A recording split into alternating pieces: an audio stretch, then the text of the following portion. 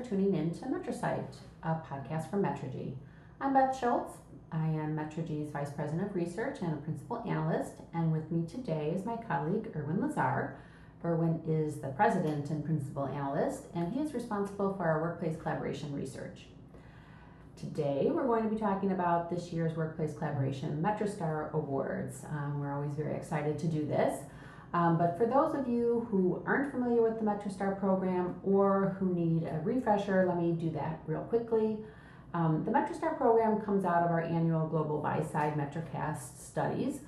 And in those studies, we ask IT and other company business leaders to tell us about their adoption and spending plans, their plans to change providers, when and why.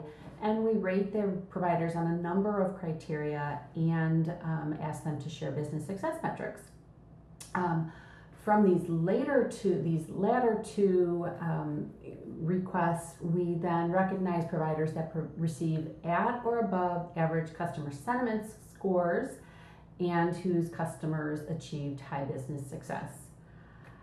Now we've just gone public with the winners of our 2024 Workplace Collaboration MetriStar Awards, and Irwin is here to share the details. So welcome, Irwin. Thanks. I'm excited to talk about MetriStar this year, Beth.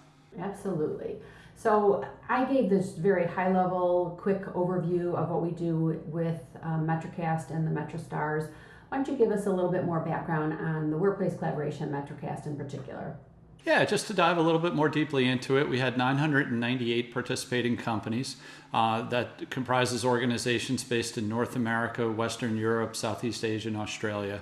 And we go out to them through a combination of survey and interview and gather data about what they're doing with respect to different collaboration technologies, who their primary vendors are, how they rate those vendors, and how they are achieving, or in some cases not achieving, any kind of measurable success with those vendors. So in this particular year's MetriStar, MetriCast, I guess, MetriStar is a subset of our MetriCast research, which is a market forecasting offering that we have here at Metrigy.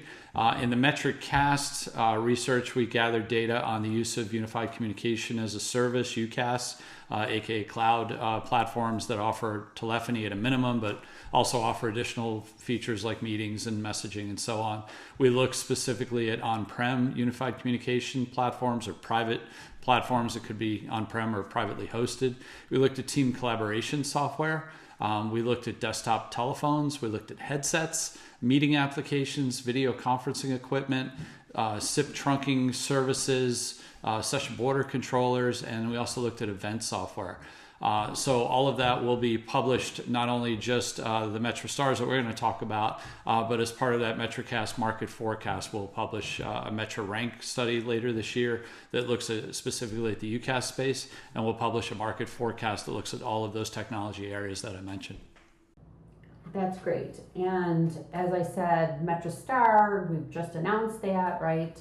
And so folks can look at the website to find out more on the individual MetriStar categories, but we'll talk about those here too. So let's go through the MetriStar background. I mentioned that we take the customer sentiment ratings and the business success metrics out of MetriCast to do our MetriStar program. So tell us a little bit more about that, Irwin. Yeah, so as we mentioned, MetriStar is part of that MetriCast. It's in the study, we asked participants who their primary vendor is. We asked them to rate those vendors on a variety of different areas, things like customer service, support, features, AI capabilities, and so on. And we asked them to look at and we asked them to rate them on a 1 to 10 scale, where 1 is terrible, 10 is outstanding. Then we also ask questions to help us understand if the participants have achieved any measurable business success. So we ask, have they measured any cost savings, any productivity improvements, any revenue improvements, if that's appropriate for the technology we're talking about. And so we take all of that data and then we calculate the average sentiment ratings across each of the different categories for a particular technology. We also calculate the overall. And then we calculate the business success percentage of customers. So we look at, for each vendor, what percentage of their what percentage of their customers had at or above average success, meaning that they, if 10 of your 20 customers had a higher than average business success, then 50% of your customers are in that success group.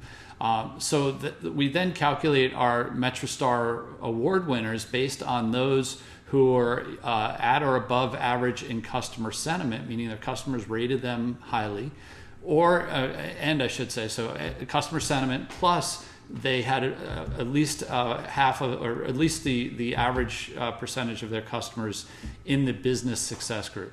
So again, two areas. Did your customers rate you very highly? Are you at or above average in how your customers rated you? And did your customers achieve measurable business success? Are you at or above average compared to your competitors, and how many of their customers achieve success? And those that check both of those boxes are our MetriStar winners. So I think you listed about 10 categories that we looked at in MetriCast, but we didn't do MetriStars on each of those, right? Yeah, that's correct. There are some technologies that we look at from a forecasting standpoint that we don't do MetriStars. In many cases, it's a newer area, or there's just so many competitors in the space, like SIP trunking is an example. There's hundreds of different companies. But we published MetriStars on 5 specific areas. The first was UCaaS. The second was team collaboration applications. The third were meeting applications. Fourth were headsets. And then the last one was video conferencing equipment. And so again, those are all the areas where we gathered the sentiment data of how customers feel about their providers, as well as whether or not the customers were having measurable success using the products and services from those providers. Okay, so now let's get into it. Irwin, why don't you walk us through the winners in each of those categories, starting with UCaaS? Sure. I feel like I need the envelope to pull out, or curtain to pull back. But so let's start with UCaaS. UCaaS we defined as it had to have at a minimum a phone service, cloud-based subscription model. Again, most UCaaS providers offer things like messaging and even contact center, meeting applications, events, and so on. But we really wanted to ensure that anyone we were talking to had cloud calling as part of that offering. So the MetriStar award winners were Cisco for the WebEx offering, Google, so that would be the Google Workplace Suite, which again includes Google Phone and a variety of different other applications. RingCentral, Verizon, who has OneTalk, as well as a cloud-only phone service that they have offered for a long period of time. Those were the 4 MetriStar winners. We also recognized 8x8 as having a high level of customer sentiment, meaning the customers rated them highly, although they were a little bit below average in business success, and Zoom the opposite, above average in business success, slightly below in customer sentiment. So that defines the UCaaS winners. The second area is meeting applications, and there we only had one winner. That was Google, the Google Meet product, again, higher than average sentiment, as well as higher than average customer success. We've recognized that Dialpad and Cisco were at above average for sentiment, and GoTo and Zoom achieved above average scores for business success, so a variety of different providers there. On the team collaboration side, we recognize Cisco, again, the WebEx suite, as well as Google. In this case, it would have been Google Chat, as being MetriStar award winners, and Slack as having a above average business success. We didn't have anyone else who was just above average in sentiment. On the video conferencing devices, video conferencing room systems, we recognize Audio Codes and Cisco as being MetriStar winners. We recognize HP Poly and Lenovo for having high customer sentiment scores, and Jabra having high business success scores. And the last area we looked at was headsets, and here HP Poly, the former Plantronics headsets, as well as JBL were our MetriStar award winners. And we recognize that Bose, Cisco, and Sony had high customer sentiment scores, and EPOS had a high business success score. So that's great. Congratulations to all of our winners. Wonderful news. I'm really curious. Well, I noticed one thing, but maybe you'll tell me what sort of the noticeable difference is from our last year's award program, Irwin.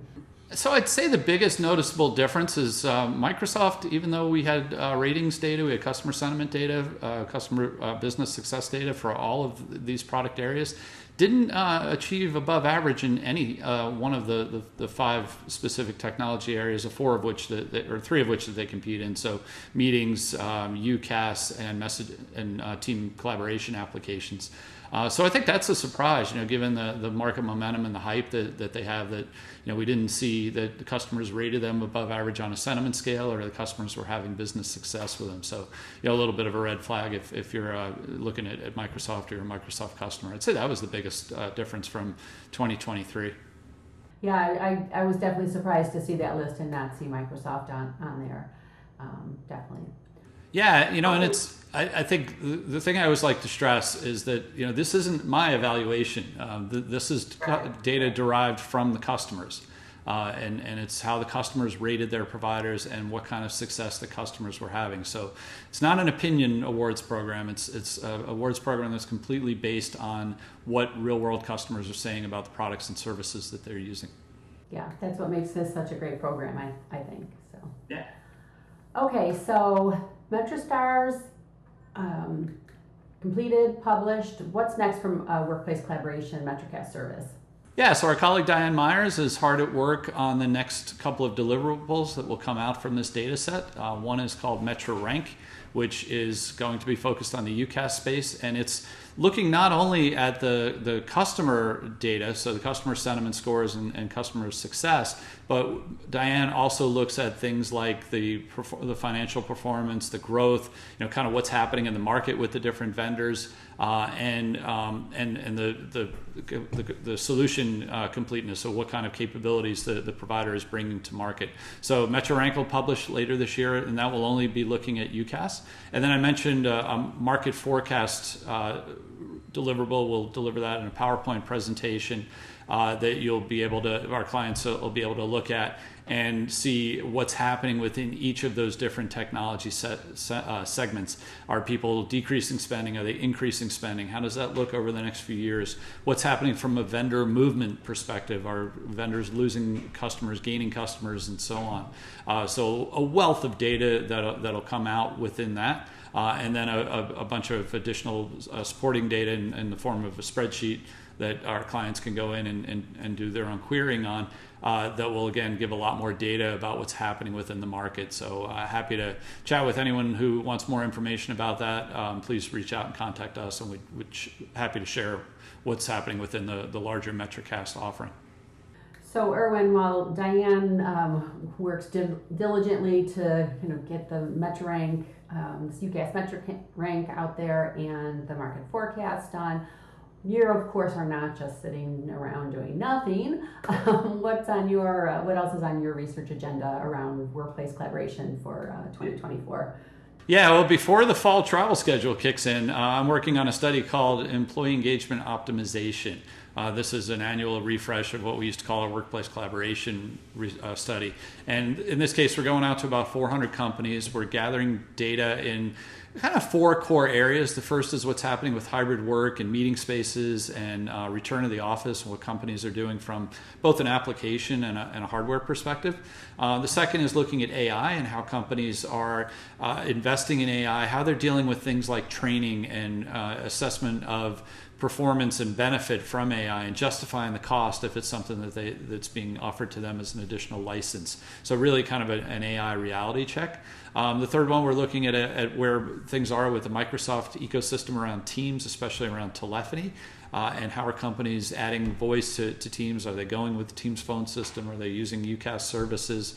What's the makeup of Operator Connect, direct routing? What's happening with fixed mobile convergence solutions, Teams Phone, as well as competing solutions as well. And I'd say the fourth area is how are companies dealing with extending collaboration capabilities out to field workers. So there again, fixed mobile convergence, but what kinds of applications are people bringing to the people that work in the field, and how are they delivering that? That is great. So Irwin, thank you so much for sharing what you've got ahead. Thank you for sharing the winners of the Workplace Collaboration MetriStars with us. And then listeners, as Irwin had said, we do always love to hear from you and happy to answer any questions that you might have about the MetriCast service, our MetriStars program, or anything else going on in workplace collaboration or in our other research areas. Do feel free to reach out to us via the contact button on the Metrigy website, which is www.metrigy.com. And with that, that is all for now. On behalf of the Metrigy team, goodbye till next time, and take care, everybody. Thank you.